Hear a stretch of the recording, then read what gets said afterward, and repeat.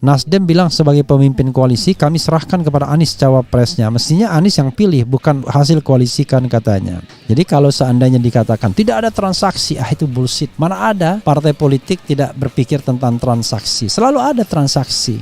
Tapi kalau Anda mengecilkan seorang calon presiden, suruh lapor misalnya, ya, suruh memberitahu dan lain sebagainya, maka Anda tidak percaya. Dia akan menjadi primus inter pares, dia akan menjadi pemimpin kita semua, bahkan pemimpin partai politik, pemimpin Anda. Berarti Anda masih percaya dia boneka partai.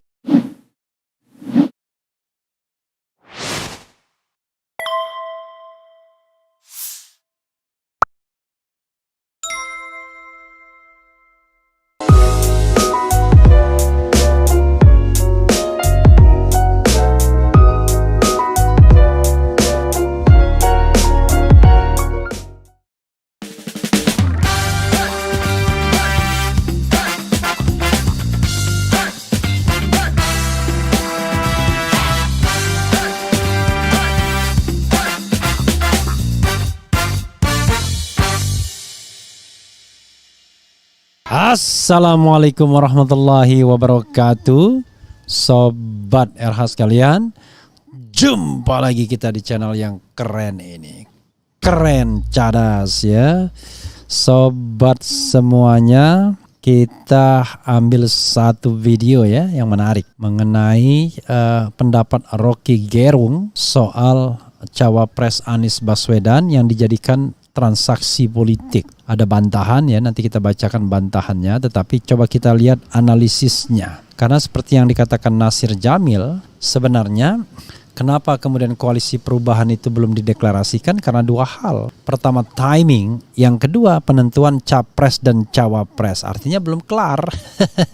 Bayangkan, berarti ada kemungkinan tidak Anies ya, atau tetap Anies tapi cawapresnya itu yang kemudian menjadi persoalan. Oke, coba kita bacakan Rocky Gerung ya. Rocky Gerung sebut cawapres Anies jadi transaksi partai politik. CNN Indonesia, Rocky Gerung menyebut bahwa Anies Baswedan telah mengantongi nama calon wakil presiden cawapres untuk mendampinginya di pemilihan presiden atau pilpres 2024. Namun menurut Rocky nama itu belum diumumkan sebab masih ada transaksi di antara partai-partai yang belum selesai. Ada cawapresnya Anies tapi ini kan transaksi, cawapresnya pun jadi transaksi, kata Rocky di Surabaya ya, dikutip dari Detik.com. Rocky heran Anies tak kunjung mengumumkan nama cawapres. Oh iya ya, CNN Indonesia dan Detik.com ini sister company. Jadi baru saya ingat ya, sama-sama punya Hairul Tanjung ya. Jadi baik CNN Indonesia maupun Detik.com itu adalah sister company. Saya selalu berpikir mereka ini sebuah portal yang saling bersaing. Ternyata oh iya ya. Rocky heran Anies tak kunjung mengumumkan nama cawapres padahal Nasdem telah memberikan Anies kebebasan untuk memilih cawapres. Dia pun menantang Anies untuk mengumumkan nama itu sendiri tanpa harus menunggu persetujuan partai-partai lain. Padahal Aniesnya kan santai saja, kenapa mesti nunggu koalisi kan? Nasdem bilang sebagai pemimpin koalisi kami serahkan kepada Anies cawapresnya. Mestinya Anies yang pilih, bukan koalisi hasil koalisikan katanya. Sementara itu Rocky juga mewanti-wanti agar relawan Anies tak terjebak pada praktik politik pragmatis. Menurut dia relawan adalah penjaga moral. Ia mengatakan relawan berbeda dengan partai politik yang kerap terjebak dalam posisi itu dan menyeret para pihak lain untuk masuk ke dalamnya. Relawan itu selalu semacam penjaga moral dari calon presiden. Beda dengan partai politik. Partai politik itu ada pragmatismenya. Ya, dan dalam pragmatismenya seringkali kita dijebak sebetulnya untuk kepentingan partai, kata Rocky. That's true ya. Relawan tidak boleh terjebak dalam transaksional karena relawan wilayah moral tidak boleh, transaksional tidak boleh, tambah dia. Diketahui Nasdem telah deklarasikan Anies sebagai capres 2024. Partai pimpinan Surya itu menjajaki koalisi dengan PKS dan Demokrat. Hingga saat ini ketiga partai belum secara resmi mengumumkan koalisi. PKS menyorongkan nama Ahmad Heriawan, sementara Demokrat Agus Harimurti Yudhoyono untuk jadi cawapres Anies. Rupanya apa yang dikatakan Anies ini dibantah oleh kalangan Nasdem ya. Jadi Nasdem mengatakan dia mau undang Rocky Gerung ya untuk ngomong ya. Jawab soal dungu, Nasdem akan undang Rocky Gerung ke tim kecil pro Anies ya. Oke, coba kita lihatkan ya. Nasdem bantah Rocky Gerung soal cawapres Anies jadi transaksi politik. Coba kita bacakan ini ya. Jakarta, CNN Indonesia, Wakil Ketua Umum Partai Nasdem Ahmad Ali membantah penentuan Cawapres Anies Baswedan di Pilpres 2024 jadi transaksi politik di antara partai-partai koalisi ya. Mana yang Anda percaya, Rocky Gerung atau Ahmad Ali? Menurut Ali hingga saat ini tidak ada hal mendesak sehingga Anies harus mengumumkan cawapres pendamping dirinya. Terlebih rencana koalisinya dengan PKS dan Demokrat juga belum dideklarasikan. Apa hal yang kemudian membuat terburu-buru? Apa yang mendesak untuk kemudian diumumkan wapres? Padahal di sisi lain koalisi sendiri belum diumumkan, kata Ali kepada cnnindonesia.com. Pernyataan itu disampaikan Ali sekaligus membantah Rocky Gerung yang menyebut bahwa penentuan cawapres Anies menjadi transaksi di antara partai-partai koalisi. Ali mengkritik Rocky karena terlalu menggunakan asumsinya sebagai intelektual. Menurutnya jika ada pembicaraan soal usulan nama-nama cawapres, hal itu tidak bisa disebut sebagai transaksi. Ketika Demokrat mengusulkan AHY, PKS mengusulkan AHR, terus dianggap itu sebagai transaksional, itu juga nggak fair, kata Ali. Oke, nanti kita akan lihat ya. Jadi pastinya bahwa di antara tiga partai sampai hari ini, saya sebagai Waketum Nasdem tidak pernah mendengarkan transaksi di antara koalisi ini. Tambahnya ya nggak dilaporkan juga. Ali juga membantah bahwa Anies telah mengantongi satu nama dari dua nama yang diusulkan Demokrat dan PKS. Menurutnya hingga saat ini pihaknya belum menerima laporan dari Anies terkait nama cawapres. Waduh, ada laporan. Katanya terserah Anies. Sebagai capres Nasdem, Ali menyebut Anies tetap harus berkomunikasi sebagai bagian dari etika. Coba bayangkan, katanya diserahkan. Ibaratnya jika ada orang yang Anies suka terus disampaikan kepada koalisinya, itu suatu hal yang wajar menurut saya, kan, kata Ali ya. Oke, sobat era sekalian ya, ada beberapa pernyataan ya dari Rocky dan dari Ahmad Ali yang harus kita pahami ya. Apa sih transaksi itu ya? Transaksional itu apa? Jadi transaksi itu intinya adalah kalau Anda dapat ini, saya dapat apa? Kalau saya tidak jadi ini, saya dapat yang lain apa? Itu namanya transaksi. Yang bukan transaksi itu adalah, oke, kita ingin mendukung Anies Baswedan, karena itu kami mengusulkan AHY dan AHR. Terserah Anies Baswedan untuk menentukan pilihan berdasarkan hal yang baik baginya. Itu tidak transaksi namanya. Tapi kalau misalnya, oke, kami tidak dapat AHR sebagai cawapres, tapi kami minta ini, itu namanya transaksi. Oke. Kami tidak dapat AHY, tapi kami minta portofolio yang lebih banyak untuk kementerian yang dikuasai Demokrat. Itu namanya transaksi. Jadi transaksi itu adalah kalau Anda tidak rela-rela saja, apalagi sekarang masih ada kemungkinan untuk berkoalisi dengan partai lain. Nah, itu namanya kelihatan bau-bau transaksinya. Tetapi apakah transaksi bagi partai politik itu hal yang biasa? Biasa. Jadi bukan partai politik namanya kalau tidak bicara soal kepentingan. Gak ada partai politik yang tidak bicara kepentingan ya. Saya mengatakan semua pikiran dari partai politik itu adalah kepentingan. Kepentingan untuk kekuasaan terutama yang paling tinggi. Terjemahannya adalah kursi, portofolio kementerian, jabatan presiden dan wakil presiden. Jadi memang itu kerja partai politik, bagaimana merebut kekuasaan ya. Jadi how to get the power ya kan, dan kemudian dengan cara yang bagaimana. Jadi sobat era sekalian, apa yang disampaikan Rocky sesuatu yang tidak mengherankan. Nah, bedanya dengan relawan, relawan haruslah menjadi penjaga moral, bukan orang yang hitung-hitungan ya. Misalnya ketika dia membentuk organisasi memikirkan kalau saya dukung saya akan dapat jabatan menteri. Itu berpikir transaksional juga namanya. Jadi kalau Anda berpikir transaksional, Anda pengen dapat apa-apa dengan menjadi relawan, nggak usah jadi relawan. Pertama Anda tidak dapat pahala, ya kan? Kemudian Anda belum tentu juga dapat jabatannya. Jadi kalau mau menjadi relawan ya serela-relanya. Bahkan ketika Anda mengantar seseorang ke altar kekuasaan, dan Anda bila perlu step down, surut ke belakang, biarkanlah dia menentukan. Kalau Anda terangkut dalam kekuasaan, alhamdulillah. Tapi kalau Anda tidak terangkut, Anda tetap menjadi penjaga moral, yaitu moral pemerintahan agar jangan sampai dia melenceng dari janji-janjinya. Kan itu bukan karena Anda sakit hati, tetapi itu adalah pilihan choice. Anda tidak terangkut dalam pemerintahan, tapi Anda juga tidak pernah mengontrol pemerintahan. Namanya Anda tidak bertanggung jawab terhadap apa yang sudah Anda pilih. Kan begitu yang benarnya ya. Tapi kalau Anda terangkut dalam pemerintahan, Anda membela pemerintahan dengan rasional, dengan logis ya, dengan tidak gebiak-uya, itu sesuatu yang wajar. Jadi kita harus ada yang namanya division of labor, pembagian tugas, pembagian peran, ya. Dan itu biasa saja dalam politik sesungguhnya, ya. Jadi kalau seandainya dikatakan tidak ada transaksi, itu bullshit. Mana ada partai politik tidak berpikir tentang transaksi? Selalu ada transaksi, ya kan?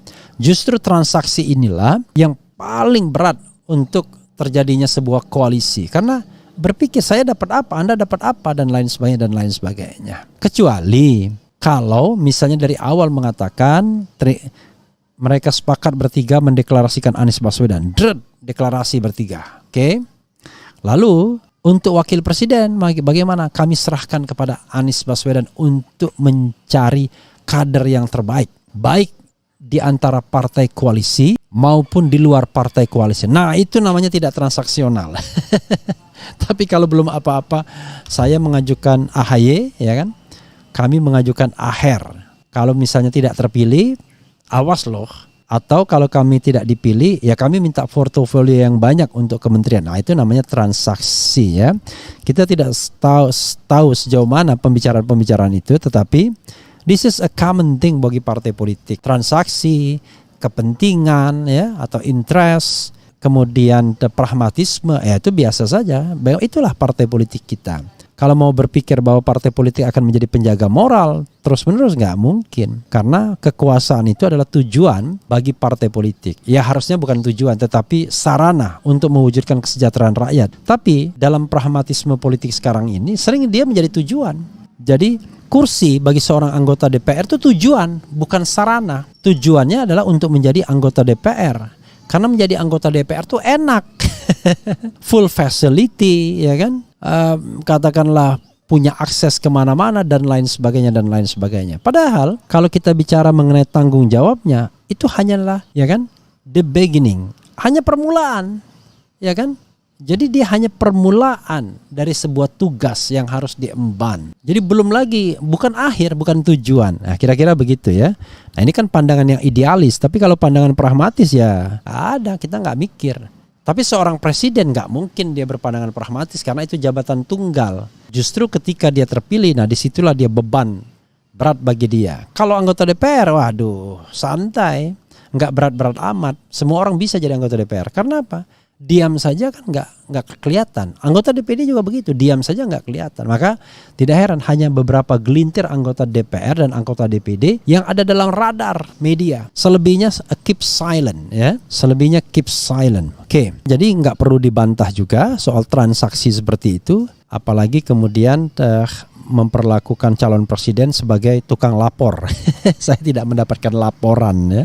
Itu kan menempatkan partai politik di atas calon presiden. Nah, ini gejala yang tidak sehat. Nanti sama saja politik pembohiran, politik petugas partai nantinya. Jadi kalau kita sudah menyerahkan seseorang sebagai calon presiden kita, maka let assume that he will become a primus inter pares, orang nomor satu. Karena itu ya jangan dikecilkan dia. Tapi kalau Anda mengecilkan seorang calon presiden, suruh lapor misalnya, ya, suruh memberitahu dan lain sebagainya, maka Anda tidak percaya dia akan menjadi primus inter pares, dia akan menjadi pemimpin kita semua, bahkan pemimpin partai politik, pemimpin Anda. Berarti Anda masih percaya dia boneka partai, kira-kira begitu, ya. Oke, Sobat RH sekalian, coba kita bacakan komentar Sobat RH terkait dengan isu ini, ya. Saya tidak perlu mensigi, ya, mana Anda yang percaya Rocky Gerung atau Nasdem atau Ahmad Ali, ya. Nggak perlu saya kira rasanya, ya. Oke, dan Rocky katanya mau diundang mereka di pertemuan para anggota koalisi tersebut. Ya bagus untuk mengklarifikasi. Jawab soal Dungu, Nasdem akan undang Rocky Gerung ke tim kecil pro Anies. Coba kita bacakan, ya. Apakah masih Ahmad Ali juga yang komentar atau yang lain? Pendiri Perhimpunan Pendidikan Demokrasi Rocky Gerung menilai gagalnya deklarasi koalisi pengusung Anies yang digagas Nasdem, PKS, Demokrat terkait transaksi partai dan itu merupakan kedunguan partai-partai. Nasdem menjawab Rocky dengan menegaskan koalisi pro Anies belum gagal membentuk kesepakatan. Willy Aditya, ya. Deklarasi 10 November bukan gagal tapi belum terrealisasi karena sedari awal deklarasi 10 November adalah tawaran Nasdem pada PD dan PKS, kata Ketua DPP Nasdem Willy Aditya. Nasdem mengatakan pihaknya menghormati mekanisme yang mesti dijalankan masing-masing partai terkait usulan deklarasi ya. Oke. Soal tudingan Rocky Gerung, Willy menekankan ketiga partai yang merencanakan koalisi didasari dengan semangat perubahan dan kesetaraan. Willy akan mengajak Rocky ke tim kecil agar dapat melihat dinamika secara langsung. Kami datang dengan semangat dan spirit yang sama, yaitu gerakan perubahan dan equal partnership. Jadi jauh dari nada-nada sumbang. Nanti Rocky akan kami undang ke tim kecil untuk melihat langsung dinamika yang terjadi. Biar Rocky semakin yakin dan sure dengan koalisi perubahan, ujarnya. Ya kita saja. Ya jangan sekedar Rocky, bila perlu para YouTuber diundang juga untuk menyaksikan dinamika ya. Sehingga nanti orang tidak lagi berpikir ya, walaupun nanti dinamikanya bisa saja diatur ya. Oke, kita ngomong yang begini ya, jangan ngomong yang kemarin kita omongkan ya. Tentu ketika ada tamu kan tidak bisa ngomong sebebas-bebasnya. Semakin banyak audiensisnya, maka semakin tidak bisa ngomong bebas. Tapi semakin sedikit mungkin bisa hal-hal yang sifatnya secret atau rahasia ya. Oke, kita bacakan komentar Sobat RH terkait dengan topik atau ulasan ini ya, Sobat RH sekalian. Pilpres 2024 tidak beda jauh dengan 2019 ya. 2019 menghadang kemenangan Prabowo dengan berbagai macam cara. Maka 2024 menghadang Anies juga agar tidak menang. Ya, that's the point.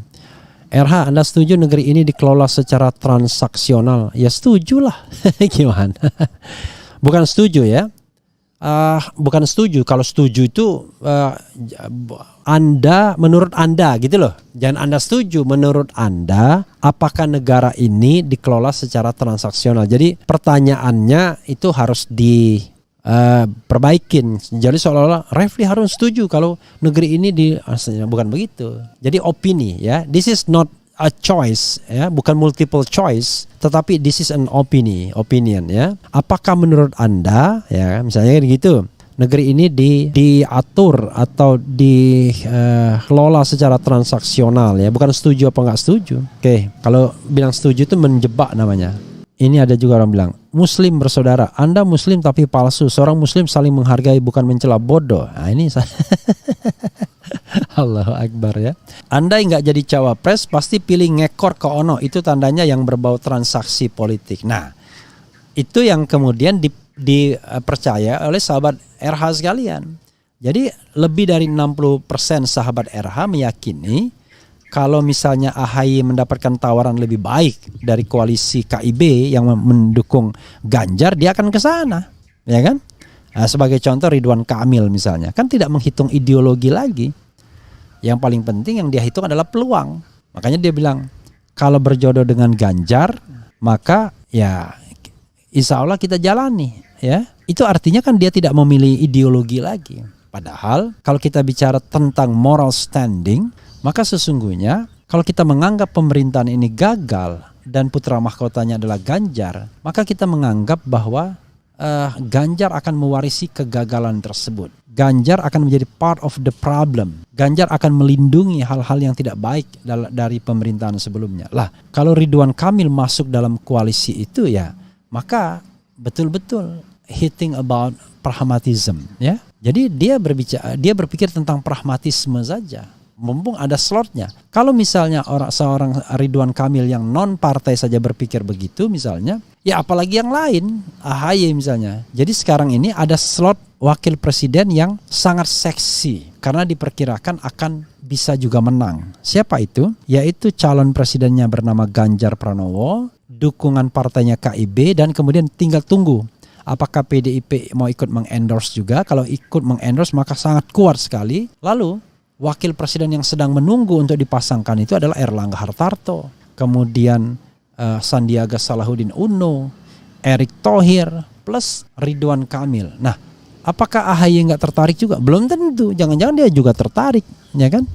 Seandainya misalnya nanti Ganjar AHY itu tertarik juga. Apalagi minus misalnya PDIP yang psychological handicapnya, political psychology handicapnya tidak ada lagi, kan begitu sahabat sekalian. Nah, this is a common things di dalam politik ya. Jadi jangan juga baperan, ya biasa saja. Memang begitulah politik, hitung-hitungan ya, peluang menang dan lain sebagainya. Sayangnya kan kita tidak punya mekanisme untuk memilih calon pemimpin terbaik berdasarkan musyawarah dan mufakat. Semuanya transaksi.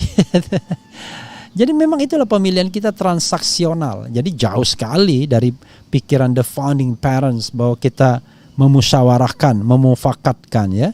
Kalau terjadi musyawarah mufakat, ya yang terjadi adalah bukan musyawarah mufakat yang genuine, tetapi sesuatu yang dipaksakan sebagaimana Soeharto terpilih berkali-kali dalam Orde Baru ya. Jadi jangan lupa Sobat Era sekalian nonton interview saya ya, baik di Refli Harun Channel maupun di Refli Harun Podcast ya, ditampilkan juga di Refli Harun Podcast dengan Abraham Samad. Menarik gitu ya. Karena itu juga contoh salah satu politik transaksional sebenarnya. Jadi awalnya dia ditawari wapres, tiba-tiba manuver siapa dan lain sebagainya, tiba-tiba nama dia tidak jadi ya. Jadi saya ada 2 channel Sobat Era sekalian, satu Refli Harun saja, satunya Refli Harun Podcast. Mudah-mudahan Sobat Era juga berkenan untuk tengok Refli Harun Podcast yang ya baru 123.000 tapi lumayan lah ya. Bang Refli Harun, maksud politisi partai orang pragmatis itu apa? Apakah pragmatis itu buruk? Pragmatis itu tidak selalu buruk, ya kan? Tetapi kalau dia disalahgunakan ya pasti buruk. Jadi pragmatis itu biasanya orang berpikir mana yang menguntungkan saja, mana yang mudah saja, ya. Nah, tergantung konteksnya. Jadi kalau misalnya kita dihadapkan pada pilihan seperti tadi ya, kita memilih calon yang secara moral harusnya kita dukung, tetapi secara yang satunya lagi secara moral harusnya kita tidak dukung ya. Dua-dua penjaga moral, dua-dua bicara tentang moralitas. Tapi karena yang seharusnya kita tidak dukung tadi itu menawarkan hal yang lebih baik, maka kita dukung itu. Nah, itulah yang namanya pragmatis yang negatif tentunya, ya kan? Itu pragmatis yang negatif, ya kan? Tapi misalnya kita ingin persiapan sebuah acara, ada orang yang terlalu idealistik. Harus ini, kurang itu dan lain sebagainya. Lama-lama kalau kita kurang-kurang semua, kita nggak akan jadi pertunjukan, ya kan? Lalu orang pragmatis datang, udahlah, nggak usah pikirkan, pokoknya seadanya saja. Nah itu pragmatis dia. Jadi seadanya aja. Nah, jadi dalam konteks ini pragmatis bisa baik, karena kalau terlalu idealistik nanti nggak jadi acaranya, ya. Jadi ada saatnya pragmatis itu baik, ada saatnya tidak. Nah, pragmatis yang tidak baik itu adalah pragmatis yang hitung-hitungan untung rugi secara material, ya. Nah, itu biasanya pragmatis yang tidak baik. Kalau untung-untungan secara material kita dapatkan apa, itu pragmatis yang pasti buruk, ya. Karena menghitung sesuatu itu berdasarkan keuntungan pribadi. Oh, kalau saya menghitung berdasarkan keuntungan pribadi, ngapain saya mengkritik pemerintahan saat ini? Mending saya diam-diam saja kan. Banyak teman saya yang bersembunyi di dalam jabatan komisaris BUMN dengan mungkin penghasilan sudah miliaran per tahun, ya diam saja dia. Padahal dulunya dikenal sebagai aktivis anti korupsi misalnya, kemudian political scientist yang sangat vokal terhadap jalannya pemerintahan. Tapi begitu mendapatkan jabatan, bahkan kita tidak pernah lagi mendengar suaranya di publik. Mewakili kepentingan publik pun tidak ada, nyaris tak terdengar, ya kan? Tapi ada juga yang kemudian orang yang asal yang penting terlihat membela kekuasaan. Nah, biasanya ada 2 jenis. Kalau dia punya kemampuan yang luar biasa seperti tadi political scientist, orang yang pintar, dia diam saja pun akan dipakai negara. Tapi orang yang terlihat tidak pintar, kemampuannya hanya melakukan provokasi, agitasi, ya dia akan ngomong terus karena dia akan menggonggong terus karena disitulah dia terlihat penting bagi kekuasaan atau penting bagi negara. Jadi ada 2 jenis ya, tipe orang yang ikut dalam rekrutan kekuasaan, yang diam saja ya mendapatkan fasilitas, yang makin menggonggong setelah mendapatkan fasilitas. Nah, yang diam saja ini kualitasnya justru lebih baik. Kenapa?